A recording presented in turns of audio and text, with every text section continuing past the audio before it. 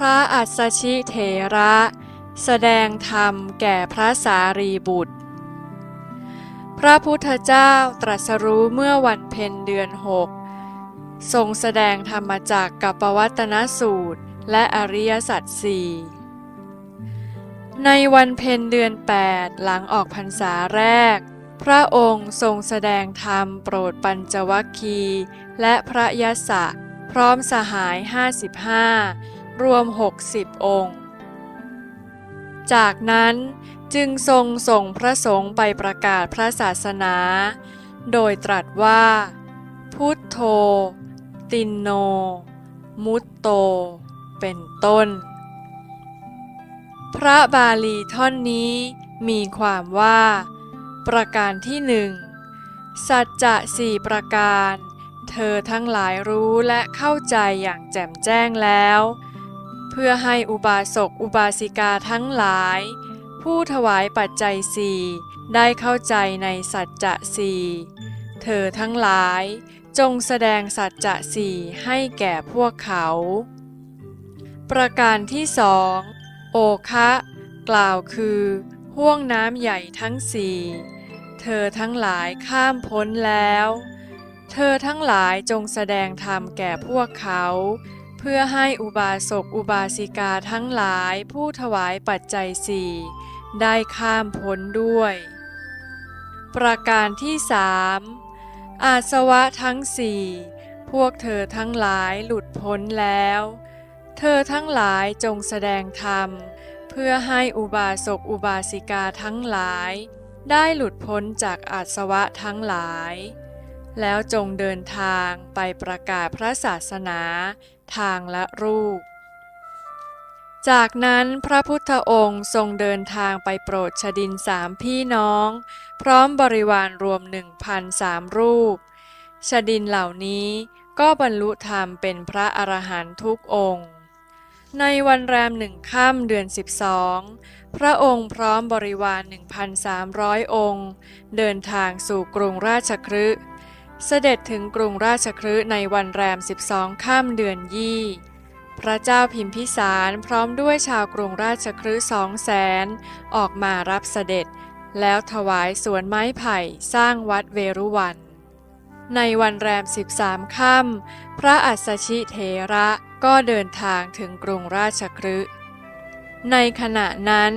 สหาย2 คนคืออุปติสสะกับโกริตะผู้ในภายหลังก็คือพระสารีบุตรกับพระโมคคัลลานะได้ออกบวชเป็นปริพาชกและศึกษาจนจบความรู้ของอาจารย์คือสนชัยปริพาชกแล้วเห็นว่าปัญญาหรือความรู้ที่ได้เรียนรู้นี้มิใช่ปัญญาที่พาให้หลุดพ้นจากวัฏสงสารหรือการตายเกิดจึงออกจากสำนักอาจารย์เที่ยวแสวงหาปัญญาเครื่องหลุดพ้นโดยสัญญากันไว้ว่าใครพบทางหลุดพ้นก่อนต้องกลับมาบอกกันในวันแรม14 ค่ำพระอัสสชิเถระเดินบิณฑบาตอุปติสสะก็ออกบิณฑบาตเช่นกันทั้ง2 ท่านเดินมาพบกันระหว่างทางอุปติสสะเห็นพระอัสสชิเถระแล้วเกิดศรัทธาเลื่อมใสว่า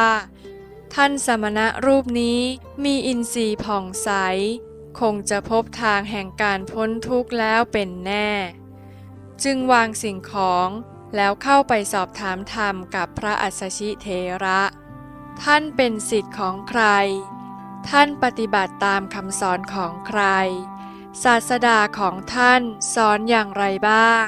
โปรดอนุเคราะห์แสดงให้ข้าพเจ้าฟังด้วยอุปติสสะมานพถามพระอัสสชิเถระตอบว่า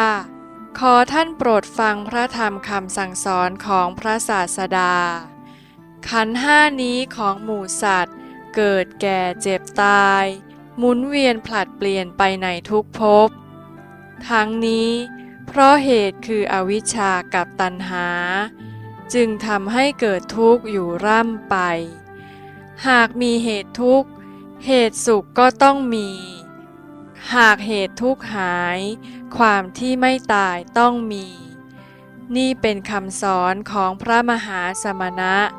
ศาสดาของเรา อุปติสสะมานพได้ฟังดังนั้นก็อนุโมทนาสาธุศรัทธาที่เกิดก็ตัดวิจิกิจฉาตกไปอัตตทิฏฐิก็ตายไปพร้อมกันบรรลุเป็นพระโสดาบันในทันทีต่อมาจึงกลับไปบอกโกริตมานพว่าเราได้พบท่านผู้มีธรรมไม่ตายแล้วและอมตะธรรมที่ไม่ตายนั้นเราก็ได้ฟังมาแล้วโกริตมานพกล่าวว่าท่านได้ฟังมาอย่างไรอุปติสสะมานพจึงกล่าวอมตะธรรมให้ฟังโกริตมานพได้ฟังดังนั้นศรัทธาก็เกิดขึ้นมาตัดวิจิกิจฉาอัตตทิฏฐิก็ตายพร้อมกันเข้าสู่ความเป็นพระโสดาบันพระบาลีที่พระอัสสชิเถระแสดงให้แก่อุปติสสะมานพมีดังนี้เยธัมมาเหตุปาภวาเตสังเหตุงตถาคโตเตสัญจโยนิโรโธจะเอวังวาทีมหาสมโนขันธ์ห้าของเทวดาและมนุษย์ทั้งหลายเกิดขึ้นมาเพราะเหตุคือสมุทัยอันได้แก่โลภะมานะและทิฏฐิพระตถาคตเจ้าตรัสไว้แล้วการที่เหตุคือสมุทัยและผลคือทุกข์ดับสงบเย็นไปนั้นมีอยู่พระมหาสมณะมีปกติตรัสว่าอย่างนี้คำกล่าวนี้ก็คืออริยสัจสี่ประการนั่นเองวันแรม14 ค่ำอุปติสสะกับโกริตะพาบริวารเดินทางไปเฝ้าพระศาสดา